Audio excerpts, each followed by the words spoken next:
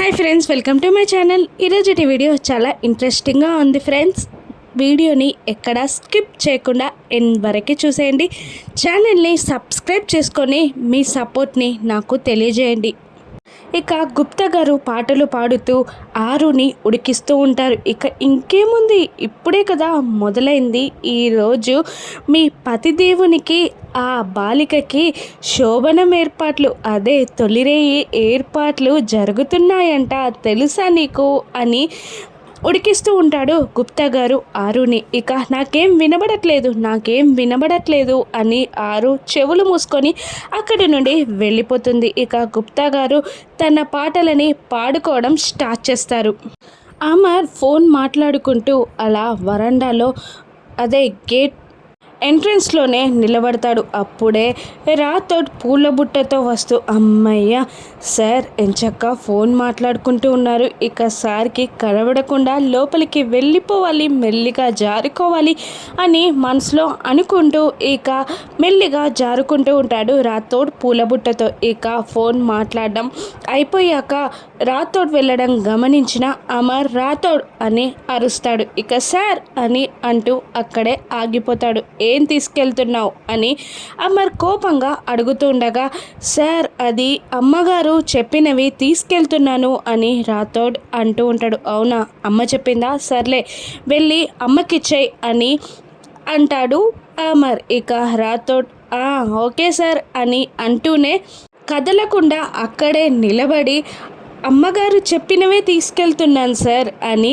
మళ్ళీ నొక్కి వక్కానిస్తూ చెప్తూ ఉంటాడు. ఇక అమర్ సర్లే వెళ్ళు అని అంటున్నా రాథోడ్ కదలకపోవడంతో, అవును ఏంటవి, ఏం తీసుకెళ్తున్నావు అని దగ్గరికి వస్తాడు అమర్. ఇక ఆ పూల బుట్టని దాస్తూ ఉంటాడు రాథోడ్. ఇక ఏంటది, ఎందుకు దాస్తున్నావు, చూపించు అని రాథోడ్ చేతిలో ఉన్న పూల బుట్టని బలవంతంగా చూస్తాడు అమర్. ఇక అమర్కి మనసులో ఏవేవో ఆలోచనలు వచ్చి ఇక ఫస్ట్ నైట్ ఏర్పాట్ల కోసమని అర్థమవుతుంది. ఇక ఇలా అంటుంటాడు రాథోడ్ని అమర్, ఇవి అమ్మ తెప్పించినవి, నేను అనుకునే విషయానికని మాత్రం చెప్పకు, నువ్వు నిన్ను చంపేస్తా అని అమర్ కోపంగా అంటూ ఉంటాడు రాథోడ్ని. ఇక రాథోడ్ ఇలా అంటుంటాడు, మీరు చంపేసినా సరే సార్, కానీ ఇవి మీరనుకున్న వాటికే అమ్మగారే తెప్పించారు, ఇప్పుడు ఇవి మీ రూమ్లో డెకరేట్ చేస్తాను సార్ అని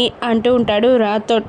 నిన్ను ఏం చేయాలో నాకు అర్థం కావట్లేదు, మర్యాదగా ఎలా తెచ్చావో అలాగే తీసుకెళ్ళు అని అమర్ అంటుంటాడు. అప్పుడు రాథోడ్, ఓకే సార్ మీరు చెప్పినట్టే నేను తీసుకెళ్తాను, కానీ మళ్ళీ అమ్మగారు రావడం, మిమ్మల్ని ఏదో ఒకటి చెప్పి ఒప్పియడం, ఇక అదంతా ఎందుకు సార్, నేను వెళ్ళి మంచిగా డెకరేషన్ చేస్తాను సార్ అని అంటూ ఉంటాడు రాథోడ్. ఇక నిన్ను గుద్దుతా అని అంటూ రాథోడ్ పైకి చెయ్యి లేపుతూ, సర్లే నువ్వేం చేస్తావో చెయ్యి, నేనేం చేయాలో కూడా అదే చేస్తాను, నన్ను మోసం చేసి పెళ్లి చేసుకుంది కదా, ఇప్పుడు రూమ్లోకి రానివ్వు, ఇక తనని ఏం చేస్తానో, ఎలా చెడామడా తిడతానో, తను ఎందుకు ఇంత పని చేసిందో అన్నీ తెలుసుకుంటాను అని అమర్ అంటూ ఉంటాడు. ఇక రాథోడ్ వెళ్తూ సార్ ఒక్కసారి ఇది పట్టుకోండి అని అంటూ ఇక అమర్ చేతిలో పూల బుట్టని వేసి తన రెండు చేతులతో లవ్ షేప్ని చూపిస్తూ, లవ్ షేప్ మాత్రమే వేయమంటారా, లేదంటే బాణం గుర్తు కూడా వేయమంటారా అని ఇంకా వెటకారంగా అడుగుతూ ఉంటాడు రాథోడ్ అమర్ని. ఇక అమర్ కోపం, బుల్లెట్ గన్ నుంచి బయటికి రావడం వెయ్యి అని కోపంగా అంటూ రాథోడ్ని గుద్దబోతూ ఉండగా, రాథోడ్ సార్ అని అంటూ ఆ పూల బుట్టని తీసుకొని పరిగెడతాడు. ఇక చెప్తాను నీ సంగతి అని అనుకుంటూ ఉంటాడు రాథోడ్ మిస్సమ్మ కూర్చి మనసులో. ఇక మరోవైపు కరుణ బాగి ఇద్దరు రూమ్లో ఉండగా విండో నుండి బాగిని గమనిస్తూ ఉంటుంది ఆరు. ఇక బాగి ఇలా అంటూ ఉంటుంది కరుణతో, నాకు చాలా బాధగా ఉంది, పిల్లలు నన్ను అపార్థం చేసుకున్నారు, వాళ్ళు అలా నాతో మాట్లాడడం నాకు చాలా బాధగా అనిపిస్తుంది అని కరుణతో అంటూ ఉంటుంది బాగి. ఇక కరుణ, నువ్వు అలా చేశాక వాళ్ళు నిన్ను ఎలా యాక్సెప్ట్ చేస్తారే, వాళ్ళకి కాస్త టైం ఇవ్వు, వాళ్ళే సెట్ అవుతారు అని మనసులో అనుకుంటూ పైకి అదే వివరంగా చెప్తూ ఉంటుంది కరుణ. ఇక అది కాదే అని బాగి ఏదో చెప్పబోతూ ఉండగా ఇక అప్పుడే నిర్మలమ్మ గారు ఒక వైట్ కలర్ శారీ 6 నగలు పూలతో అక్కడికి వచ్చి, ఇదిగో అమ్మా, చక్కగా స్నానం చేసి రెడీ అయ్యి ఈ శారీని కట్టుకో అని అంటుండగా, ఇవన్నీ నాకెందుకండి అని బాగి అంటూ ఉంటుంది. అప్పుడు నిర్మలమ్మ గారు, ఇవన్నీ నా కోడలి నగలమ్మ, ఇక నీకే కదా, నువ్వే తీసుకో, నీకు కూడా చాలా బాగుంటాయి అని నిర్మలమ్మ గారు బాగిని అంటుండగా ఇక బయట నుండి చూస్తున్న ఆరు కూడా చాలా అసూయ పడుతూ ఉంటుంది. ఇక తన పిల్లలకి పెద్దవారికి కోడలిగా కావాలి అనుకుందే ఆరు, కానీ తన భర్తకి భార్యగా కాదు కదా. ఇక తన స్థానంలో బాగి ఉండడం తను సహించలేకపోతూ ఉంటుంది. అది కాదండి, వద్దండి అని బాగి అంటున్నా కూడా, లేదమ్మా, నువ్వు చాలా బాగుంటావు ఈ నగల్లో, తీసుకో అని అంటూ ఉంటుంది నిర్మలమ్మ గారు. ఇక కరుణ కూడా బాగిని ఫోర్స్ చేస్తూ ఉంటుంది, తీసుకో తీసుకో అని అంటూ బాగి చేతిలో ఆ ప్లేట్ని పెట్టేస్తుంది కరుణ. వెళ్ళు, ఫ్రెష్ అవ్వు అని కరుణ అంటుండగా, ఏంటి ఫ్రెష్ అయ్యేది, ఏంటి చేసేది, ఆయనను చూస్తుంటే నాకు చాలా భయంగా ఉంది, ఏం చేస్తాడో అని నేను అనుకుంటుంటే ఇప్పుడు నువ్వేమో ఇలా అంటున్నావు అని అంటూ ఉంటుంది బాగి. ఏం లేదు, నువ్వు వెళ్ళు ఫస్ట్ అని అంటూ బాగిని బాత్రూంలోకి తోసేస్తుంది. ఇక ఆరు అక్కడి నుండి వెళ్ళిపోతుంది. ఇక పెద్దవాళ్ళిద్దరూ మాట్లాడుకుంటూ ఉంటారు. ఏంటి నువ్వు చేసేది, ఆ అమ్మాయిని ఇంట్లోకి రానివ్వడమే గొప్ప అనుకున్నాను నేను, ఇప్పుడు వాళ్ళని ఏకంగా ఒక్కటి చేద్దామని చూస్తున్నావు నువ్వు అని నిర్మలమ్మ గారితో అమర్ వాళ్ళ నాన్నగారు అంటూ ఉండగా, ఇక నా మాట మీది గౌరవంతో మిస్సమ్మని లోపలికి రానిచ్చాడు అమర్. కానీ వాళ్ళ మధ్యలో అపార్థాలు పెరిగిపోకముందే వాళ్ళిద్దరూ ఒక్కటైతే చాలా బాగుంటుందండి, అందుకే ఇవన్నీ ఏర్పాట్లు చేశాను అని నిర్మలమ్మ గారు వాళ్ళ ఆయనతో చెప్తూ ఉంటారు. అది కరెక్టేనే, కానీ ఇదంతా జరుగుతుందంటావా అని అడుగుతూ ఉంటాడు అతను. ఇక జరిగితే బాగుంటుందండి, ఏదో తెలుసో తెలియకనో పిల్లలకు మంచి కోసమో మన కోసమో ఎవరి కోసమో తను అమర్తో తాళి కట్టించుకుంది. వాళ్ళిద్దరూ అలా చూడముచ్చటగా చూస్తూ ఉంటే బాగుంటారు అని నిర్మలమ్మ గారు అంటూ ఉంటారు. నాకు అదే ఉందే అమర్, ఇక ఆరు దగ్గరే ఆగిపోకుండా వీళ్ళిద్దరూ ప్రేమగా ఉంటే చూడాలనుందే నాకు కూడా అని అమర్ వాళ్ళ నాన్నగారు కూడా అంటూ ఉంటారు. ఇదంతా పక్క నుండి వింటున్న మనోహరి, ఏంటి వాళ్ళిద్దరూ కలవకుండా బాగిని ఇంట్లో నుండి బయటికి గెంటేయాలి అని నేను అనుకుంటుంటే వాళ్ళిద్దరూ కలపాలని మీరు అనుకుంటున్నారా, ఏం చేస్తానో చూడండి, దీన్ని ఎలాగైనా చెడగొడతాను అని మనోహరి మనసులో అనుకుంటూ ఇక తను ప్లాన్ చేయడానికి పక్కకి వెళ్తుంది. ఇక మరోవైపు రాథోడ్ రూమ్ని చక్కగా బ్యూటిఫుల్గా డెకరేట్ చేస్తాడు. ఇక ఫస్ట్ నైట్ కోసం ఇక అమర్ రూమ్లోకి కోపంగా వచ్చి ఇక రాథోడ్ చేసిన ఏర్పాట్లని చూసి, రాథోడ్ అని గట్టిగా అరుస్తాడు. సార్, ఏర్పాట్లన్నీ చాలా బాగున్నాయి కదా అని రాథోడ్ చాలా కూల్గా అడుగుతూ ఉండగా, ఇక అవును, నాకు ఒక చిన్న డౌట్ రాథోడ్, అసలు మిస్సమ్మ నాతో మోసం చేసి తాళి కట్టించుకోవడానికి నీ పాత్ర ఏమైనా ఉందా అని అడగ్గా, రాథోడ్, అమ్మో మదర్ ప్రామిస్ సార్, నాకు మిస్సమ్మ ఇంత పని చేస్తుందని తెలీదు, అయినా మీ ఉప్పు తిన్నవాన్ని నేనెందుకు ఇలా చేస్తాను, నాకేం తెలీదు సార్ అని అంటూ రాథోడ్ బయటికి పారిపోతాడు. ఇక ఆ బెడ్ మీద ఉన్న డెకరేషన్ని అమర్ చెడగొట్టబోతూ ఉండగా ఇక అప్పుడే అక్కడికి మనోహరి వచ్చి డోర్ కొడుతూ, లోపలికి రావచ్చా అమర్ అని అడుగుతూ ఉంటుంది. రా మనోహరి అని అమర్ అంటూ ఉంటాడు. ఇక మనోహరి లోపలికి వచ్చి ఆ డెకరేషన్ అంతా చూస్తూ కుళ్ళుకుంటూ, ఒక 2 minutes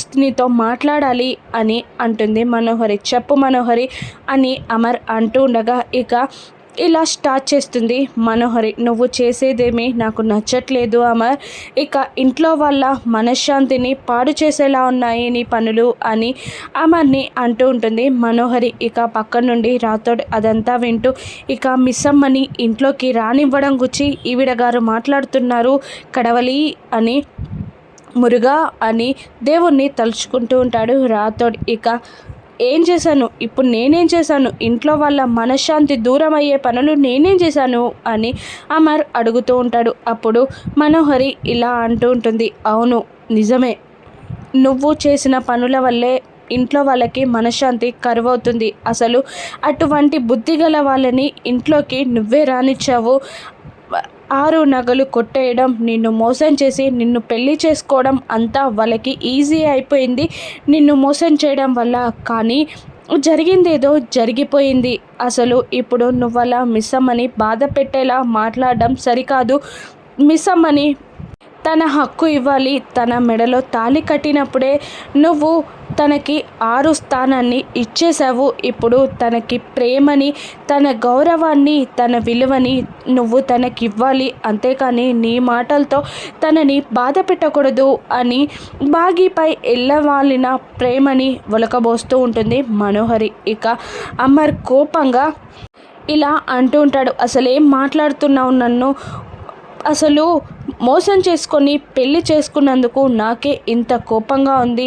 నిన్ను ద్రోహం చేసి నీ స్థానంలోకి తను వచ్చి కూర్చున్నా కూడా నువ్వు తన గురించి ఇంత మంచిగా ఇంత బాగా ఎలా మాట్లాడగలుగుతున్నావు, అసలు తను సంతోషంగా ఉండాలని నువ్వెలా కోరుకుంటున్నావు అని అమర్ మనోహరిని అంటూ ఉంటాడు. ఇక నా విషయం అంటావా, వదిలే అమర్, నాకు ఇది అలవాటే, నేను అనాథని, నాకు ఇదేం కొత్త కాదు. కానీ బాగి నువ్వు సంతోషంగా ఉండడమే నాకు కావాలి. నువ్వు ఇక నుండి ఇక్కడ నీ కొత్త లైఫ్ని స్టార్ట్ చెయ్య, నాకు అదే కావాలి అని అంటూ ఉంటుంది మనోహరి. ఇక ఇదంతా వింటున్న రాథోడ్ అమ్మో అమ్మో ఎంత ప్లాన్ అని మనసులో అనుకుంటూ ఉంటాడు రాథోడ్. ఇక అమర్ ఇలా అంటూ ఉంటాడు, లేదు, మోసగత్తెకి నా భార్య స్థానం ఎప్పటికీ ఇవ్వను, తనతో నేను ఎప్పటికీ కలిసుండలేను అని అంటూ కోపంగా అక్కడి నుండి వెళ్ళిపోతాడు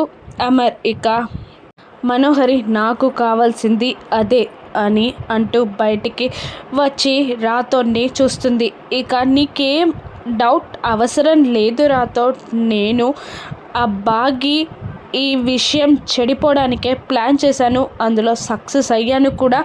ఇక వాళ్ళిద్దరిని నేను ఎప్పటికీ కలవనివ్వను. అంతేకాదు ఆ మిస్ అమ్మ ఏ విధంగా మోసం చేసి అమర్తో తాళి కట్టించుకుందో ఆ మోసం కారణంగానే తనని నేను ఇంట్లో నుండి బయటికి గెంటేసి తనకు సహాయం చేసిన నీ లెక్క కూడా నేను తెలుస్తాను, మీ ఇద్దరు లెక్కలను నేను తెలుస్తాను, చూడు రాథోడ్ ఇక నీ గతేమవుతుందో అని రాథోడ్ని బెదిరిస్తూ అక్కడి నుండి మనోహరి వెళ్ళిపోతుంది. ఇక దేవుడా ఏంటిది, ఏదో మాయ జరిగి మిస్ అమ్మ సార్తో తాళి కట్టించుకొని ఇంటి కోడలైపోయింది, మనోహరి మేడం ఇంటి నుండి వెళ్ళిపోతుంది అనుకుంటుంటే ఈవిడేంది ఇలా రివర్స్ అయింది, మురుగా అని అంటూ ఏదేమైనా ఈవిడతో జాగ్రత్తగా ఉండాలి అని అనుకుంటూ ఉంటాడు రాథోడ్ మనసులో. ఇక బాగి చక్కగా 6 శారీని కట్టుకొని నగలు వేసుకొని కిందికి దిగి వస్తూ ఉంటుంది. ఇక ఇలా మనోహరి బాగి దిగి రాకముందు ఇది ఎలా జరగదు అని చాలా కూల్గా ఉండడం చూసిన లీలా, ఏంటి అమ్మగారు మీరు ఇంత కూల్గా ఉన్నారు, ఏం చేస్తున్నారు మీరు అని లీలా అడుగుతుండగా, ఏంటే బాగి శారీ ఇచ్చి 6 నగలిస్తే సరిపోతుందా, అక్కడుందెవరు, అమర్ విశ్వామిత్రుని టైప్, ఎవరికి అంత ఈజీగా లొంగడు అని మనోహరి అంటూ ఉండగా, ఇక లీలా మేనకకి లొంగడు కదమ్మా అని అనేస్తుంది. ఇక మనోహరి కోపంగా చూస్తూ ఉండగా ఇక బాగి చక్కగా రెడీ అయి దిగి వస్తూ ఉండగా మనోహరికి, నిర్మలమ్మ గారికి, అందరికీ 6 దిగొస్తున్నట్టు కనబడుతూ ఉంటుంది. ఇక విండోలుండి చూస్తున్న 6కి కూడా తనే స్వయంగా దిగొస్తున్నట్టు కనబడుతూ ఉంటుంది. ఇక 6 మనసులో ఇలా అనుకుంటూ ఉంటుంది, ఇదేంటి నా శారీ కట్టి నా నగలు వేస్తే అచ్చం నాలాగే ఉంది అని అనుకుంటూ ఉంటుంది 6. ఇక పిల్లల్ని అత్తయ్య మామయ్యల్ని నాలాగా చూసుకుంటే చాలు అని 6 అంటూ ఉంటుంది. ఇక బాగి కిందికి దిగొచ్చి కరుణని సైలెంట్గా పిలుస్తుంది. ఇక ఏంటి వీళ్ళు నన్ను అలా చూస్తున్నారు, ఆ ఎక్స్ప్రెషన్ అన్నా చేంజ్ చేయమని చెప్పు అని కరుణతో బాగి అంటుండగా, ఏం లేదు నిన్ను చూస్తుంటే వాళ్ళ కోడలు గుర్తొస్తున్నట్టుంది అని అంటూ ఉంటుంది కరుణ బాగితో. ఇక బాగి నవ్వుతూ ఉంటుంది. ఇక నిర్మలమ్మ గారు దగ్గరికి వచ్చి, కుందనపు బొమ్మలా ఉన్నావమ్మా, చాలా చక్కగా ఉన్నావు అని అంటూ ఉంటుంది. ఇక అమర్ వాళ్ళ నాన్నగారు ఇలా అంటుంటారు, అమర్కి ఎంత కోపమో అంత ప్రేమ అమ్మ, వాడిని కోపం నీటి మీద బుడగలాంటిది, వాని ప్రేమ అపారమైనది. ఒక్కసారి నిన్ను నమ్మి నీతో అడుగు వేయడం మొదలు పెడితే జీవితం ఎంత ఆనందంగా ఉంటుందో నీకు చూపిస్తాడు వాడు నీ దారిలోకి వచ్చే వరకు కాస్త నువ్వే ఓపికగా శాంతంగా ఉండమ్మా అని అమర్ వాళ్ళ నాన్నగారు చెప్తుండగా, బాగి మనసులో మీరేమో అతను శాంతమయుడు అన్నట్టు మాట్లాడతారు, కానీ అదేమో పులిబోన్ లాగా కనబడుతుంది నాకు అని బాగి మనసులో అనుకుంటూ ఉంటుంది. ఇక నిర్మలమ్మ గారు ఒక్క నిమిషం అమ్మ అని పాల గ్లాస్ని బాగి చేతికి అందివ్వబోతుండగా, వద్దు వద్దు అని అంటూ ఉంటుంది బాగి. ఇక కరుణ బలవంతంగా బాగి చేతికి పాల గ్లాస్ని అందిస్తుంది. తీసుకెళ్ళమ్మా అని నిర్మలమ్మ గారు కరుణతో చెప్పడంతో కరుణ బాగిని తోసుకుంటూ ఆమె రూమ్ వైపు తీసుకెళ్తూ ఉంటుంది. ఇక వెళ్ళవే వెళ్ళు అని కరుణ అంటుండగా, బాగి నువ్వు రావచ్చు కదా, నాకు కాస్త ధైర్యంగా ఉంటుంది అని అంటూ ఉంటుంది. బాగి నువ్వేమైనా పిక్నిక్కి వెళ్తున్నావా, నేను రావడానికి వెళ్ళు వెళ్ళు అని తోస్తుండగా, ఏంటి ఎక్కడికి వెళ్ళేది, ఆయన గారు నన్ను ఎలా హింస పెట్టాలా ప్రిపేర్ అవుతున్నాడేమో, ఆ డోర్ని చూస్తుంటే నాకు చాలా టెన్షన్గా ఉంది, హర్రర్ మూవీ చూస్తున్న ఫీల్ వస్తుంది అని అంటుండగా కరుణ బాగిని రూమ్లోకి తోసి డోర్ పెట్టేస్తుంది. ఇక అమర్ బాగిని చూస్తూ ఉండిపోతాడు. ఇక ఏం జరగనుంది వాళ్ళిద్దరి మధ్యలో, ఫస్ట్ నైట్ జరుగుతుందా, ఏం జరగనుందో నెక్స్ట్ ఎపిసోడ్లో చూద్దాం. Thank you for watching.